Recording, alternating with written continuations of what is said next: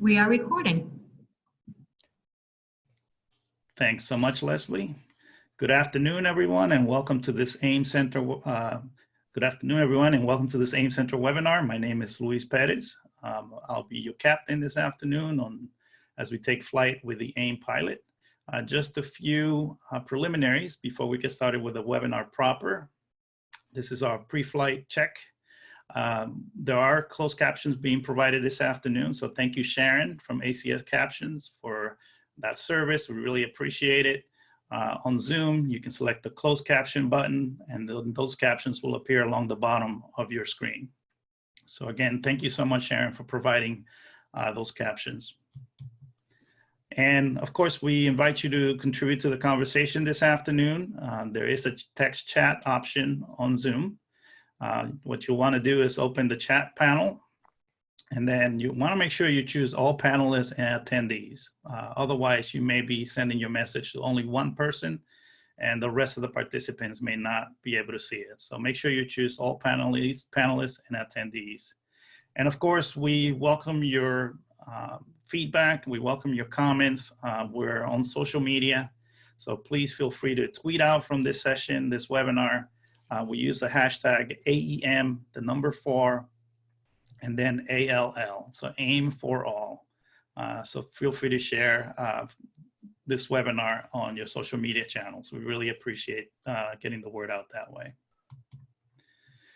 And this webinar is being recorded, and we'll be posting the recording about a week, typically after the webinar takes place.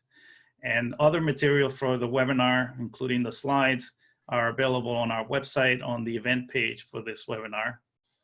But you can get there with a short URL. It's bit.ly, AEM take flight. And Leslie's gonna drop that right into the chat. In fact, she's already done that. So you'll be able to get the recording, you'll be able to get the slides and any other materials that we share through that page. All right, so this is your pilot speaking. My name is Luis Perez, as I said. I'm a TA or Technical Assistant Specialist at the National AIM Center at CAST. And with me, my co-pilot today is Jessica McKay from Ysleta ISD. Jessica, can you say hello? Hi, everybody. Glad to see you. Great, and Jessica is gonna be sharing a district perspective on the AIM pilot a little bit later. Before we get going with the pilot, and most of this webinar is going to be a demo of the tool itself, I do want to provide some background. I want to make assumptions about your background knowledge, although looking at the participants list, it looks like we have some real heavy hitters when it comes to accessibility. But I just want to provide some background on what do we mean when we say something is accessible, because we use that term quite a bit throughout the AIM pilot, as well as the quality indicators that the pilot is based on. And then we're going to provide some background on the quality indicators that are foundational to the AIM pilot. But like I said, most of this webinar is going to be a demo, and then Jessica is going to come on and she's going to share a district perspective. So we're really grateful to Jessica for her contributions to the pilot. She provided feedback on it. She provided an exemplar that hopefully you'll see where those are found within the pilot. So thank you so much, Jessica, for those contributions. And then, as somebody said in the chat, Angela said, Jessica rocks, and I couldn't agree more. And then we'll also reserve some time at the end for a quick Q&A, so you can ask your questions about either the quality indicators or the AIM pilot itself. So I always like to begin by sharing this definition of accessibility that comes to us from the U.S. Department of Education and their Office of Civil Rights. This is a great way to ground our work, not just this afternoon, but as we go forward and talk about accessibility and AIM.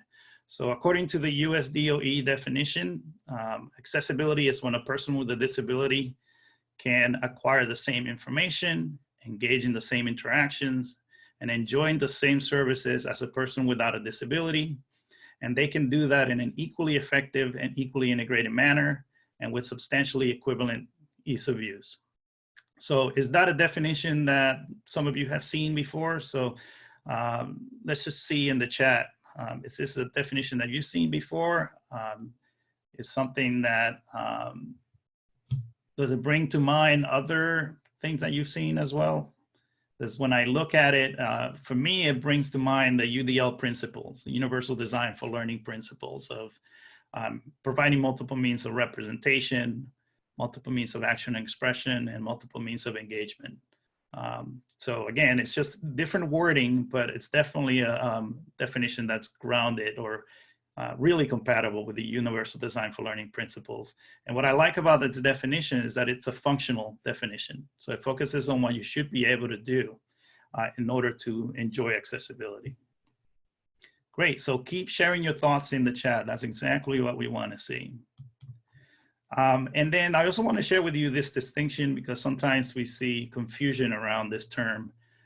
And the State Educational Technology Directors Association, or SETA, is a partner of the AEM Center. We work quite closely with them. We're really grateful to them for that partnership. And they published a report, Navigating the Digital Shift. And in that report, they make a distinction between equity of access and accessibility for all students. So equity of access, meaning that all students enjoy access to devices. They have consistent high-speed broadband access. And of course, we know that that's essential for closing the digital gap. But what we're talking about when we use access in that sense is availability. And that's not the same as accessibility. So just having the devices, just having the connectivity, it's not accessibility as we understand it, those of us who work in this field. So SETA then talks about accessibility for all students, but the way that I think about it is equity of use. So once you have the devices, once you have the materials, once you're connected, are you able to make use of those resources to support your own learning and to do it in as independent a way as possible? So that's really what I aim for, is that equity of use, not just equity of access. And then the final distinction that I want to make is between materials and technologies. And actually, it's not a distinction. The two work hand in hand with each other. And we like to say that this is a materials and technology harmony when the two are working hand in hand. So both need to be accessible. The materials are obviously the information of the content that you're going to learn. And the technologies are how you deliver that content or material.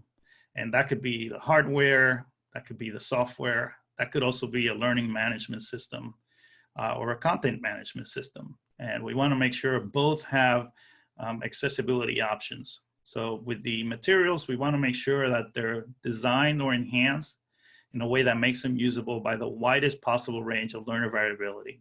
So a foundational concept of universal design for learning is that we all vary.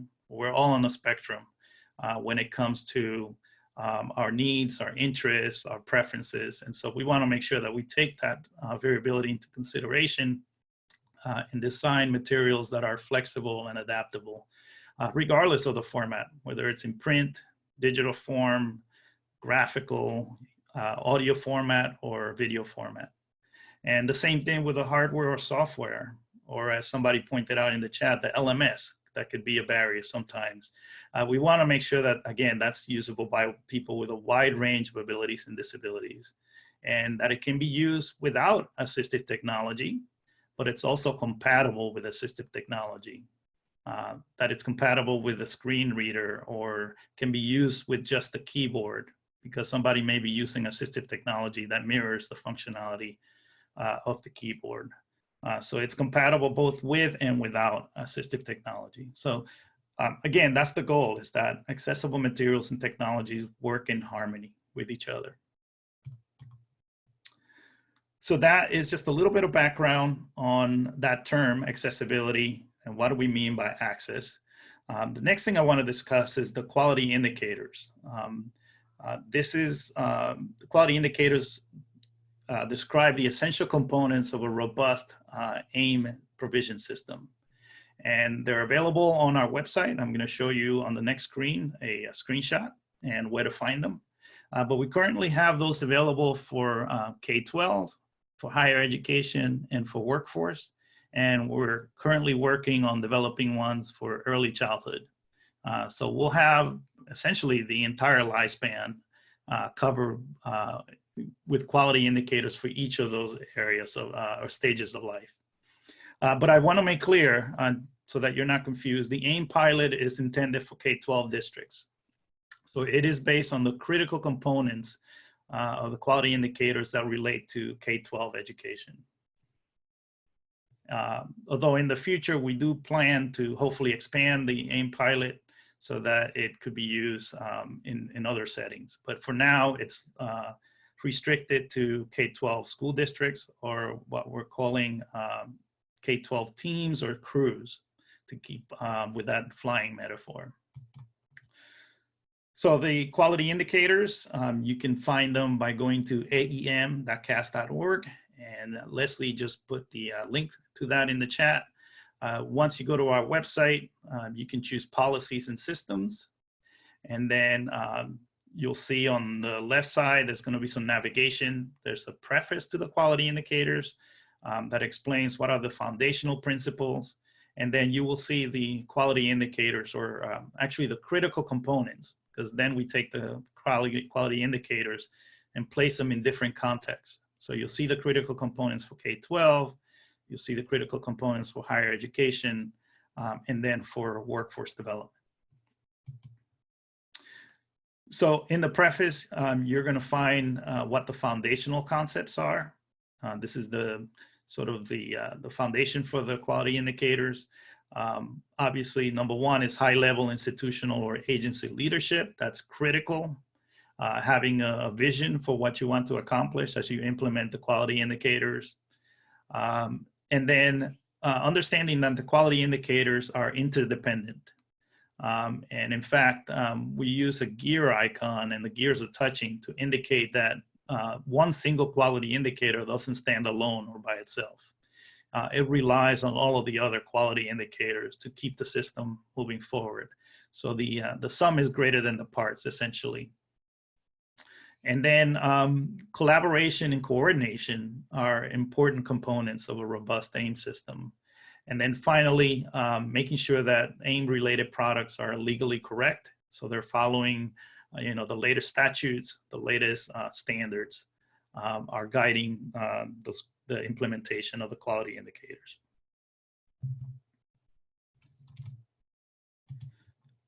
Oh, too fast. So here's just kind of, again, here and on this screen, you can see those gear icons that our design team at CAS developed that show you how they're connected. So this is just kind of a broad overview of the 7 quality indicators. And they are in order a coordinated system. So again, coordination, collaboration, all very important. Make sure that everybody has the same vision and is working towards in the same direction, right? Consistency is important. Being clear on what is meant by timely manner, having a definition of that, written guidelines so that the implementation is sustainable. So it lives outside of specific personnel and so on, but it lives on as written guidelines. There are comprehensive learning opportunities, and those opportunities are provided in a variety of methods and to a variety of audiences. And then number 5 and number 6 have to do with data. So systematic data collection, and then the use of that data to guide change. And then the final one, number 7, is allocation of resources. And that's not just funding, that's also people, human resources. There's lots of different resources that come into play.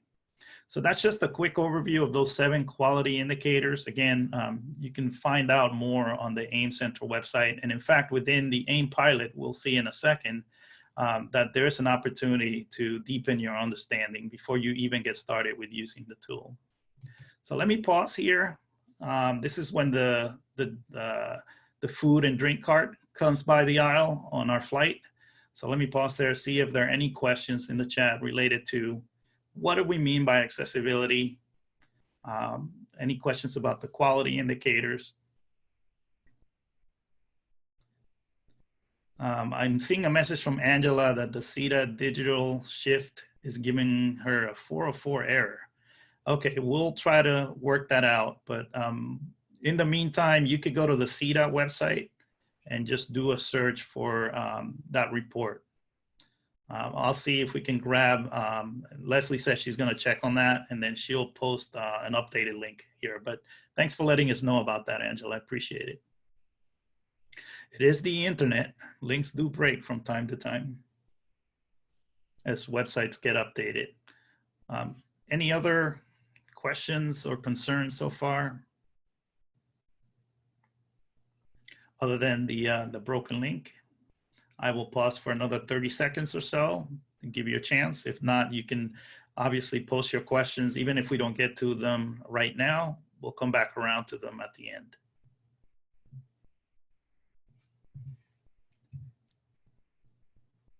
Looks like everyone is comfortable on this flight. Has everything they need. Great. All right, so we will keep going. It looks like someone just posted, or Leslie just posted the link to navigating the digital shift. So I encourage you to check out that report. All right, so let's get right into, with that background information out of the way, let's get into the AEM Pilot. So it is a free web-based tool for K-12 school districts, teams, or what we're calling crews.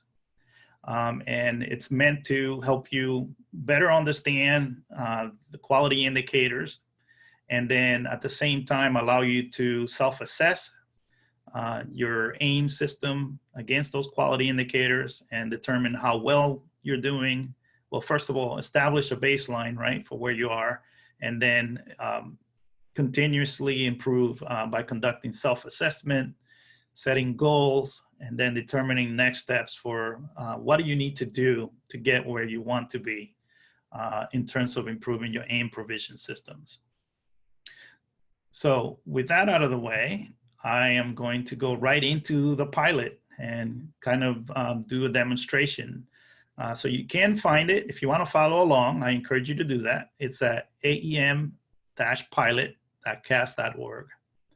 So let me exit out of my slides, and then I will bring up my browser here. And give me a second, I gotta find the cursor. I am visually impaired, so it takes me a second to do that. So here is the AEM Pilot homepage. Without logging in, you will see that you already have access to a manual, which I'll speak about in just a second. And you also have access to the FAQ, where there are some responses to commonly asked questions about the AEM Pilot. So this is a great place to look if you have any questions after this webinar. Also from the home page, you'll get a description of what the AEM Pilot is, what it was designed to do. And then there is also, in case you don't get enough of me this afternoon, there is a video overview which is about a 5-minute video that covers a lot of the same content that I'm going to share with you over the next few minutes. We're always welcoming feedback. So at the bottom of this homepage, there is a button that you can select to give us feedback on the AEM Pilot. And then that may be you want to report something that's not working, or you have a suggestion for something that you think would be really cool to include in future iterations. All of that feedback we really value. So make sure you select give feedback on the home page, and then provide that feedback to us. And then you'll notice that on most of the pages, there is a nice big quote. We wanted that to be inspirational. So it's a selection of different inspirational quotes. You'll find them throughout the tool, usually at the bottom of the page. So that's the home page. The next thing I'm going to go over to is the manual. Again, you can access this without logging in. And really important to the concept of the pilot is working as a team, or working as a crew, which is a term that we use throughout the tool. And so we have some guidance on what makes for a strong crew. So for instance, finding the right people, because again, collaboration, coordination are really important to developing a robust AEM system. And so we have some suggestions for who should be included in the team or crew that's going to work through the AEM Pilot.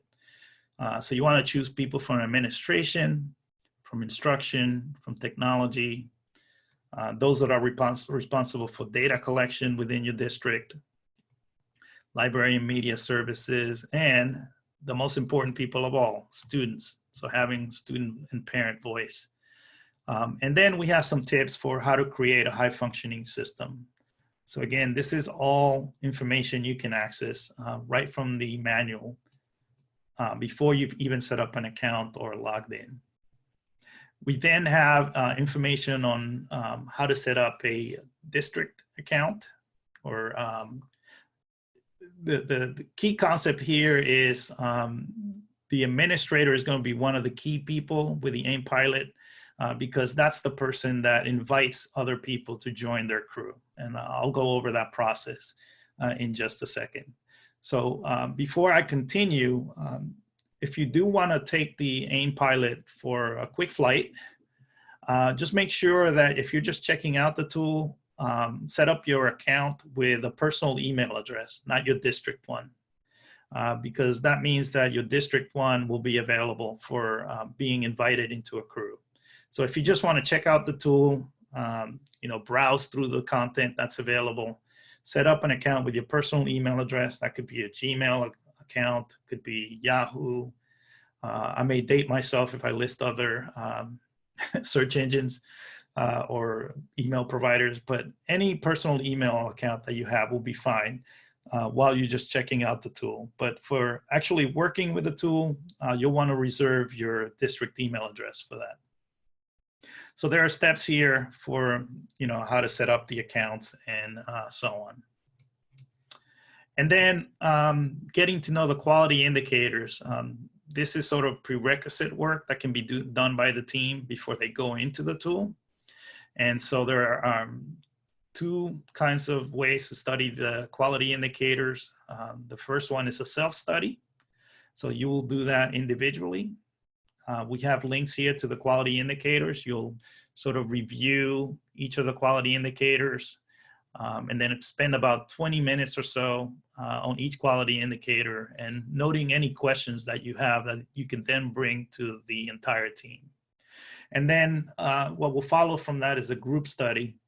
And then the idea here is you can share those questions, share some insights that you've gained from your individual study, so that as a team, you can come to a shared understanding of the quality indicators. And this would be a time where you could designate a note taker, for example, that can summarize your work and keep track of what you're doing with the tool as well. So the last thing is we would log in to the AIM Pilot. So I will go ahead and do that. I'll sign in, and then I will show you what else will be available now. So you'll notice that now I have a console tab, and I also have a crew tab. So let's just go to the crew tab first. And at any time while you're logged in, you're going to see your name listed on the right-hand side of the screen. You can select that option, and it will open up a quick menu. And in here, you can see your profile. This is all the information that I've provided to the AIM Pilot. You can also see your entire crew. And of course, you can log out. So the My Crew option from this menu is the same as selecting crew from the top of the screen.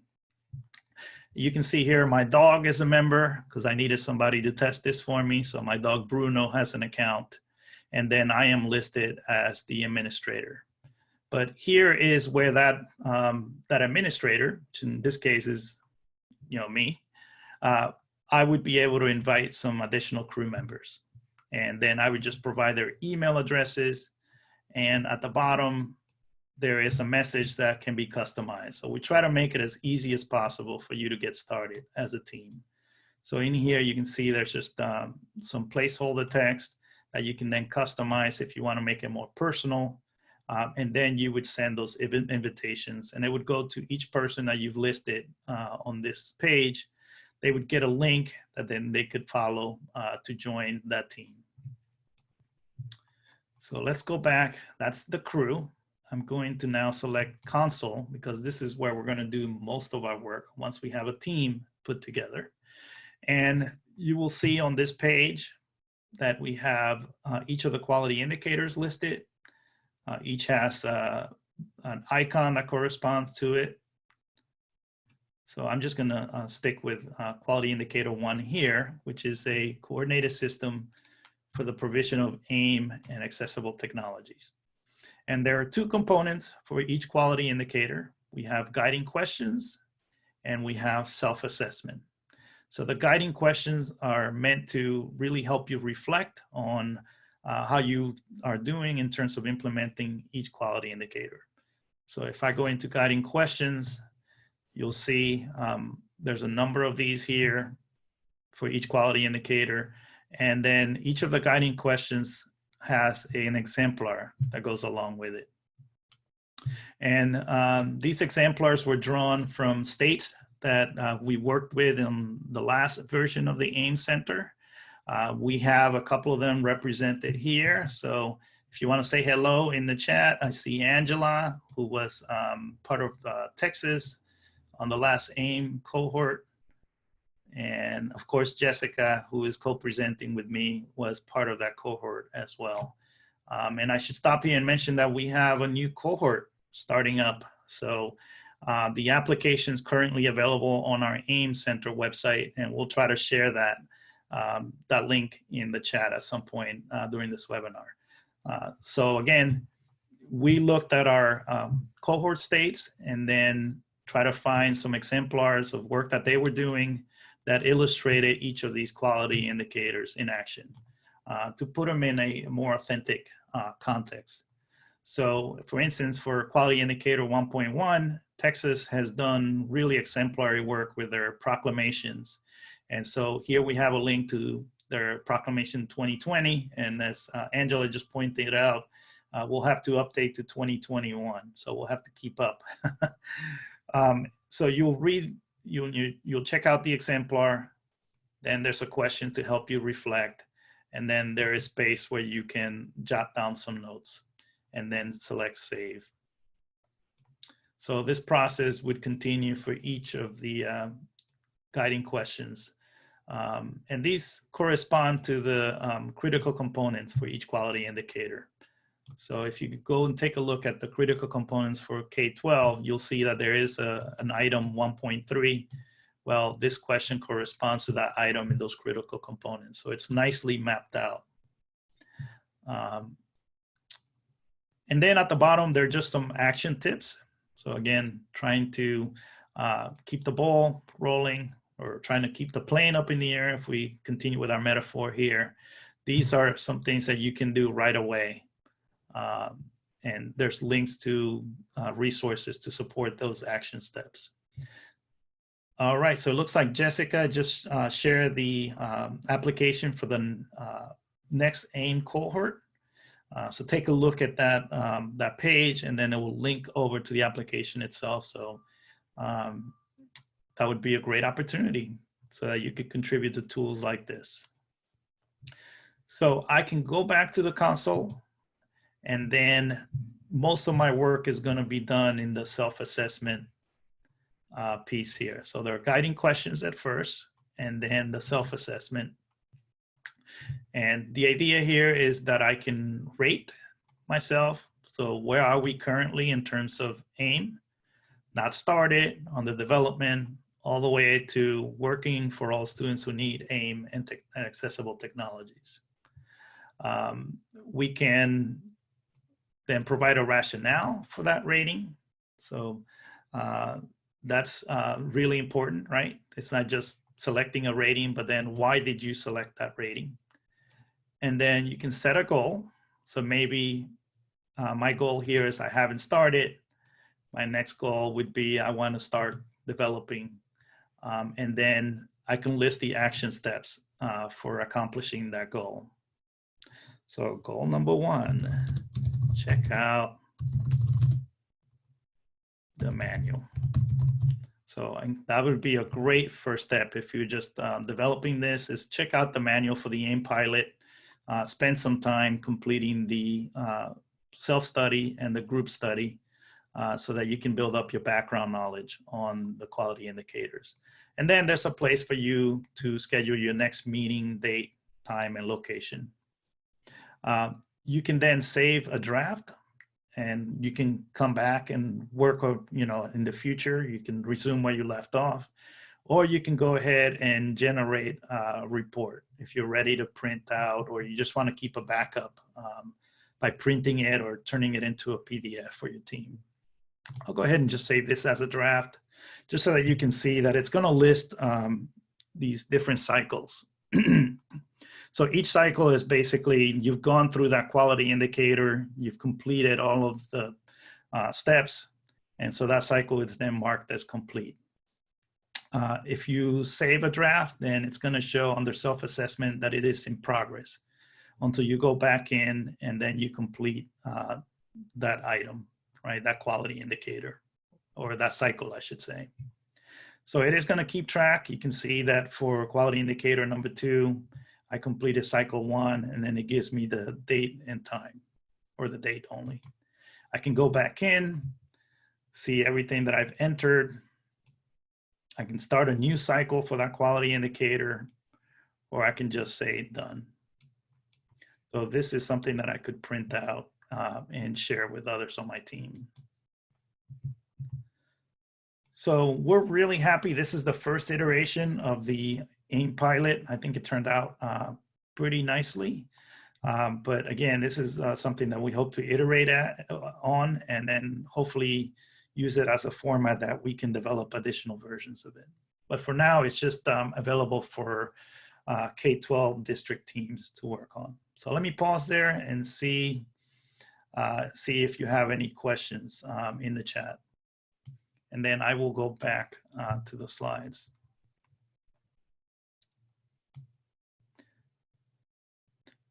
Angela asked for the printout function. Obviously, you could just print it out. We try to make it as clean as possible. Save you some ink too, but you could also save it as a PDF. So that's an option as well. And then Jessica just responded to John. Yes, you're responding as the district or school, correct. Great. All right, so let me come back over here and go back to my slides. So again, you can take the AEM pilot for a spin, a short flight around your home area, aem-pilot.cas.org, and then make sure that, again, if you're just trying it out, use your personal email address or a personal email address, so that you can reserve your district one to join your district's team. Someone asked in the chat, Patty asked, how much time is required to complete the self-study for each indicator? And are they done all at once? So that's a great question, Patty. What we recommend is on the first go around is to go through the 7 quality indicators in order. You don't have to complete them all. But we definitely want you to see the connections between the different quality indicators. So I think it's helpful, and Jessica will probably speak to this when I turn it over to her in just a second. I think it's helpful to see them all at once in terms of like going through that first cycle in order. But then you can then prioritize. You can choose, well, this is a quality indicator that we're already strong in our district. This is one where we need to do a little bit more work. And so, yes, you can then prioritize and spend a little bit more time on each one. The next question is, how much time is required to complete the self-study per indicator? Again, that's going to vary depending on how many people are on your team, how well you work together, and so on. We anticipate that the self-study and the group study will each take about an hour and a half to 2 hours to complete. But again, it's hard to say. There's lots of variables. And each team is going to be different in how they are able to work either quickly or maybe they need a little bit more time. So it will vary by team. any other questions before I continue? Turn it over to Jessica, my co-pilot for today, and also a contributor to the AIM Pilot. All right. So Jessica, are you ready to take over while I use the restroom? Go back Sure. to leave the flight deck for just a minute? Sure. All right. Do I Go for it. Are you moving slides or am I moving slides? I will move the slides. Just let me Okay. know when you're ready to continue. Alrighty. So you can actually go ahead and move on to the first slide. So I'm Jessica McKay. I am the Assistive Technology Specialist for the Ysleta Independent School District.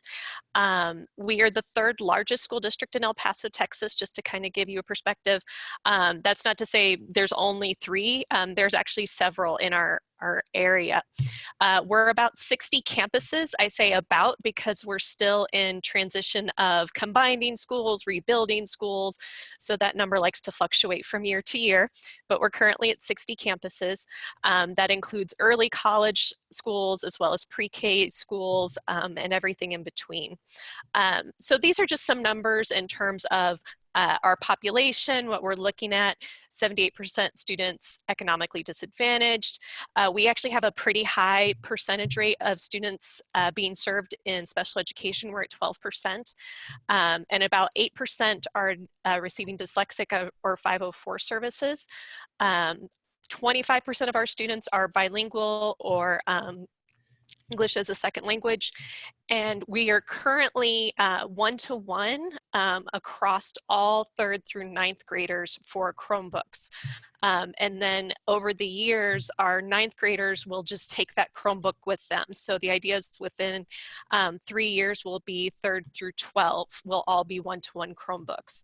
And then for our lower grades, it's not required, but we're seeing campuses either do like classroom carts or iPads for the younger grades. So like the pre-Ks or kinders, they're doing like classroom carts for iPads, but we're seeing a lot of one-to-one even in those younger grades as well. So that's just to kind of give you a perspective a little bit in terms of what we're working with. All right, so I'm just going to preface, we have not completed our AIM pilot cycle yet. We're still getting some things in place, but what's kind of nice with Ysleta in terms of some of the committees and some of the organization that we have built in already in our district, I'm anticipating a very easy, I say that, knock on wood, rollout of the pilot and looking through that first assessment cycle. So I just want to kind of overview how we plan on rolling it out over the course of the year. Our first thing in terms of the teams is we want to look at very targeted invitations to our team members. Excuse me. I'm currently a member of our textbook adoption committee, and so we wanted to make sure we pulled in some very key players from that committee. So we're looking at, you know, the person who heads up our federal programs and grants, who helps with the purchasing of the textbooks, to have them be a part of it. Our hardware and software standards acquisitions committee. So this committee actually looks at if schools or campuses want to purchase equipment, they need to meet certain specific technical standards, but now we're actually going to increase or include that to have software standards as well. Before we were just kind of letting campuses buy whatever they needed to buy or use, but now we're seeing a need as more and more ed tech comes out and people want to use all those Chromebooks. We want to make sure that they're truly buying something that's of quality, but also meets our tech specifics for the district. So that's going to be added to the hardware standards committee. So we want to make sure we pull a couple of people from that group into our crew. We also wanted to include some members from dyslexia as well as you know, other related services, because we want to make sure that those services and needs are being met. And then the administrators and instructional, we really want to make sure we're getting that current perspective of how they see the procedures. So from a central office district standpoint, we could say, oh, well, we have these guidelines written out, we put this process in place, but what's really happening, per campus, per person, per teacher? Do they know where to find those standards? Do they know what the expectations are? So we wanted to make sure that we pulled those campuses or those people in as well. So for those, we want to look very specifically at, what are going to be good campuses in terms of, are they doing a lot already with accessible materials, or do we want to look at a campus that like, oh man, they really need some help. Let's see where those breakdowns are happening. So we want to be careful on how we choose those. So we're going to be sending out targeted invitations to those groups. The next part is because we're hitting testing time when we're going to be starting pulling all of our team members together. I'm actually going to be doing a pre-review. I'm actually going to run through the assessment cycle by myself, just so I can be able to speak to each of those indicators pretty well, but also that way I can let that team know, like, please don't be overwhelmed. A lot of this work's going to be done. We just want to make sure we're getting their perspective after, kind of an initial pre-walkthrough by myself has been done. To train our team on the quality indicators, I'm going to be doing a combo of a self-study as well as a group study. So when those invitations go out, they'll be getting some materials to do some self-study, but also part of the requirements for the team members is to attend at least a 2-hour meeting where we will review those quality indicators face-to-face, make sure we answer any questions they have. So it's a little bit of a self and a group study.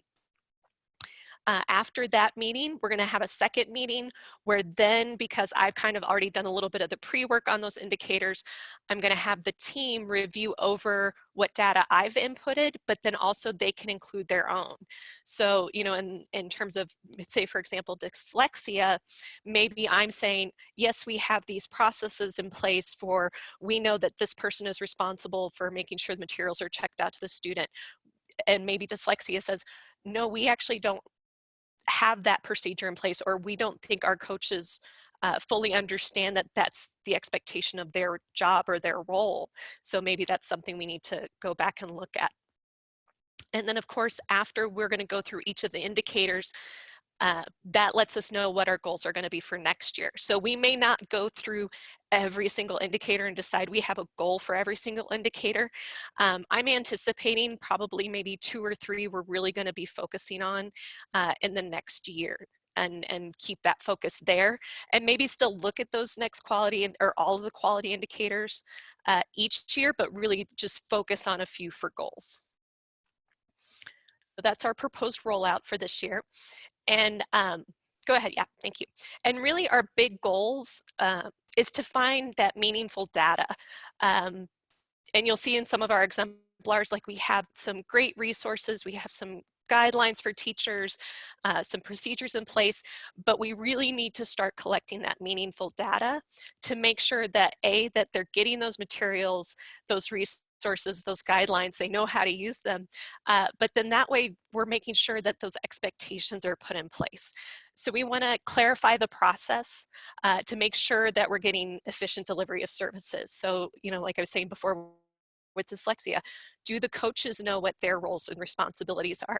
Do they know the steps they need to take to deliver those materials?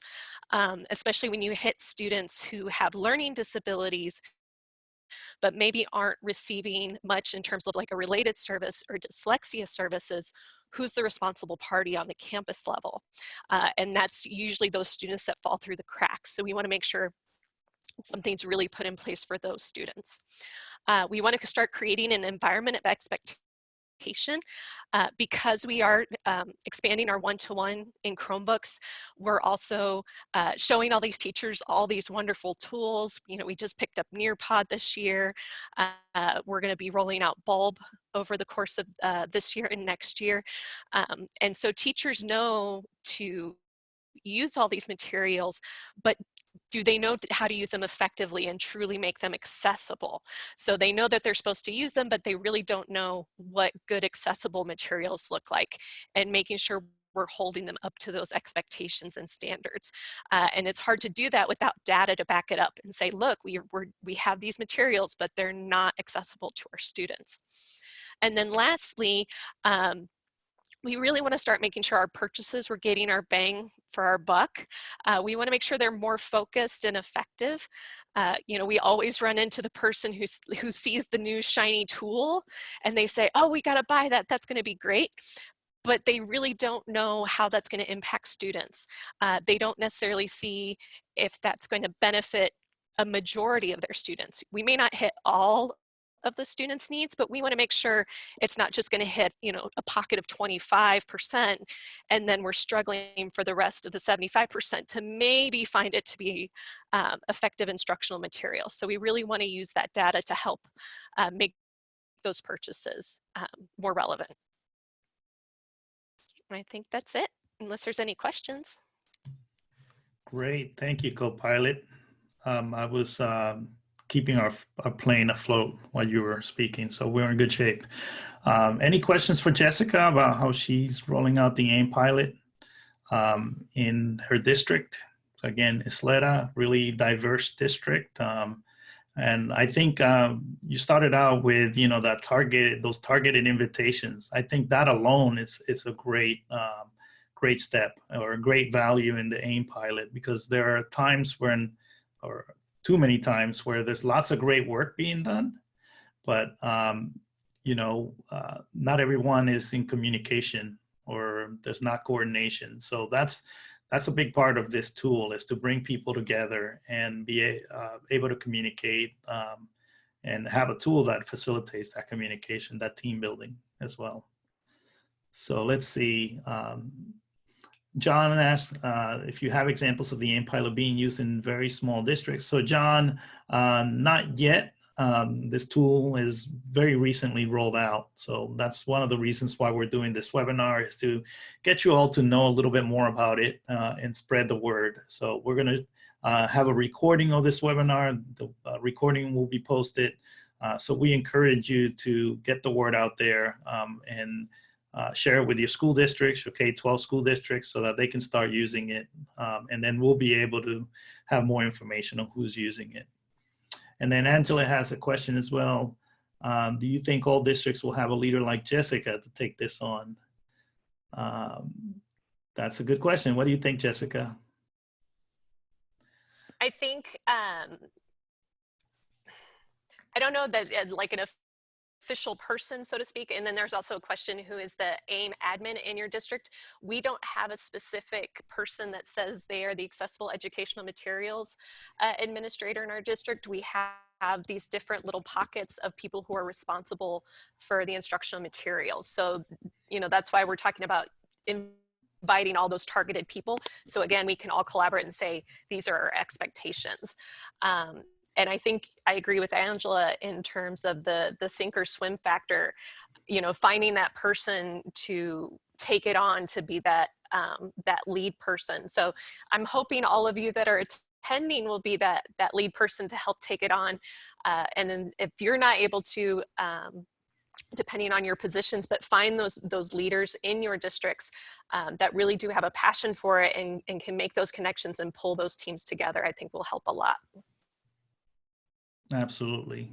Thanks for responding, Jessica. And again, we've tried to put in as many supports as possible. You know, that's part of the guiding questions and the exemplars, is that even if you're not an expert on AIM, there's lots of resources within the pilot that, and then launching from the pilot into parts of the AIM Center website, that you can get up to speed and become that leader. So the goal is, you know, we always talk about growth mindset for our students, but I always emphasize that we need to have a growth mindset for our districts, for our organizations. It's not just students. And so that's really the goal of the AIM pilot, is to provide a tool that facilitates ongoing progress and ongoing growth when it comes to the provision, availability, and use of AIM.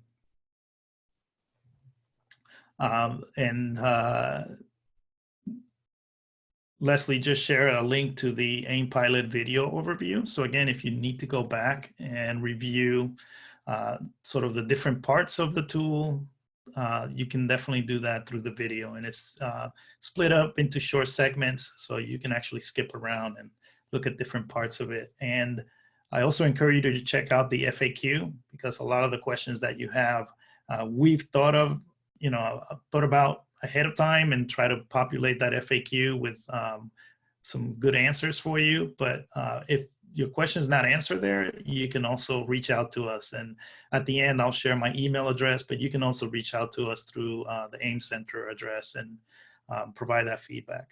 Or use that feedback button within the tool, and we'll not only answer your question, but it may be something that somebody else is interested in knowing, and then we'll post it to the FAQ. So that's what the next slide is, to see if there are any other questions. You've all been really great passengers. I'm willing to take you on a flight anytime.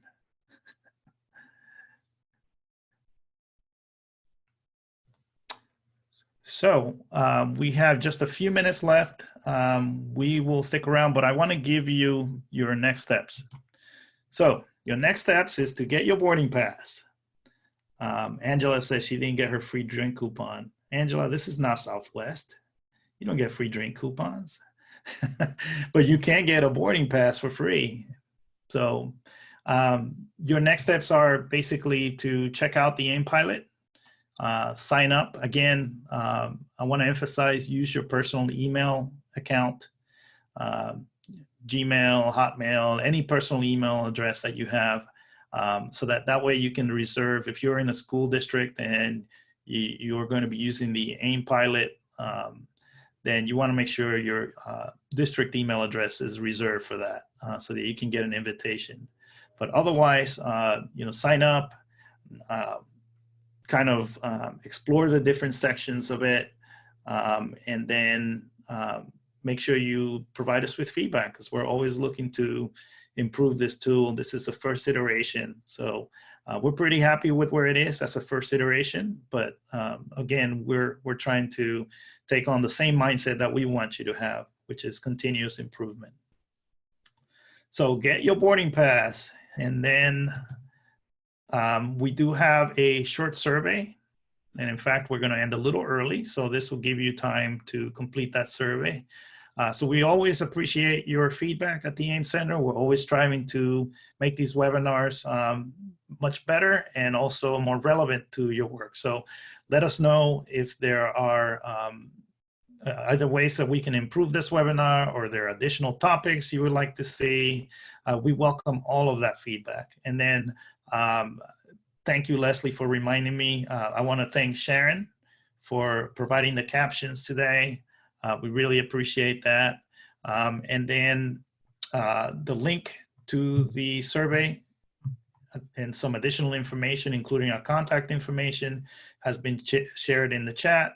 So you can follow the link for that survey. It's on SurveyMonkey. It will take you just a few minutes. So we'd really appreciate if you took the time to do that. And then finally, just feel free to reach out to either me if you have questions about the quality indicators or the AIM Pilot. And definitely, Jessica, you're available as well, right? So if people have questions about what you're doing in your school district. For sure. Yeah, she's a great co-pilot. So you can reach out to her. And then Leslie just reminded me, I'll do a quick plug that we have that AIM cohort state application open. And we actually have our next webinar. It's more of an information session, but it will be this Friday, the 14th. So good way to start your Valentine's Day is to participate in a webinar. On Friday at 2 o'clock Eastern, we'll be going over the requirements for joining the next cohort, the responsibilities, the benefits, and then go over the application process in more detail. So if you review that application and then have questions, that information session would be a great one to come to.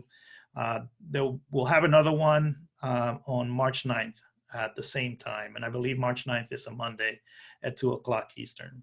So 2 information sessions to help you learn more about, what does it take to be a named cohort state, and what the application process looks like. Yeah, because again, we rely on our AIM states for a lot of these stories about how AIM is being used, how what's the connection with different parts within the state, what's the connection between AIM and student achievement, those kinds of things.